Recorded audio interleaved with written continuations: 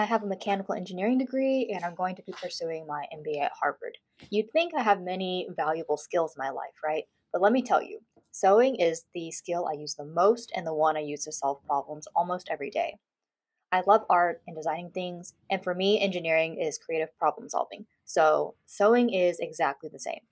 Every time I take out my sewing machine, I usually have a vision, I have to exercise patience, and a lot of perseverance. Even though I try to plan everything out, pretty much every project I have to improvise when things don't go as planned. If you think about it, we all interact with fabric constantly: our clothes, bedding, curtains, even the cars we drive in. But even though creating custom clothes is the highlight of sewing, the value of sewing extends far beyond fashion. For example, my husband and I upcycled a dining set that belonged to my parents for 25 years.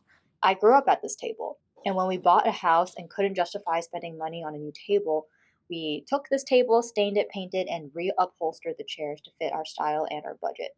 Now every meal feels a little bit more sentimental because we designed this table and I can continue making memories with it.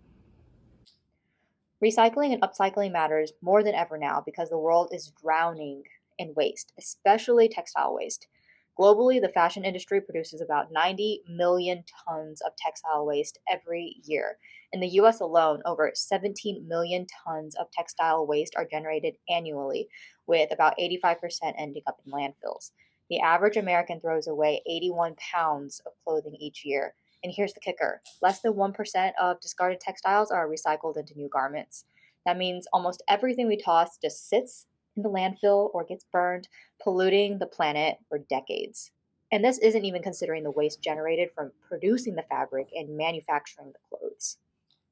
If we want to change how corporations sell us clothes and how they dispose of them, we have to change our own shopping and consumption habits.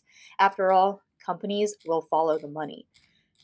This doesn't mean you have to learn how to sew, though I would highly recommend it, but it does mean shopping intentionally, repairing when you can, and taking your beloved items to a tailor or a cobbler to extend their life. And don't be afraid to tackle a DIY project once in a while. There are tons of YouTube tutorials out there to help you get started. Some of my faves are Coolurpa, Kiana Bonello, and With Wendy. And even if the project doesn't go as planned, you at least got a learning experience from it so you can execute your next DIY better.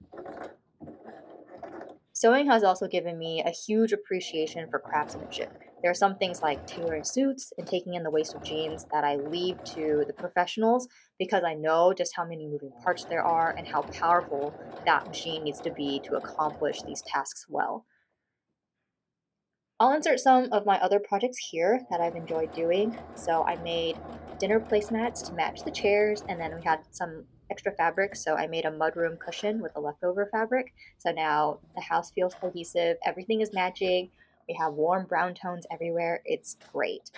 I hemmed the curtains for a clean, intentional design because oftentimes stores don't sell curtains the exact length you need them, especially if your ceiling is a custom height. So being able to hem the curtain so that it just brushes the floor is perfect.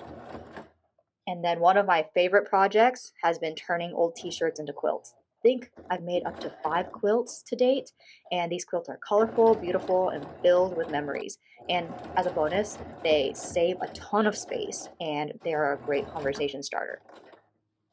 So if you want to see more of my projects or learn how to get started, let me know in the comments. And if you have your own DIY stories or upcycling tips, I'd love to hear them. Let's inspire each other to create, repair, and make the world a little bit more healthy, one stitch at a time.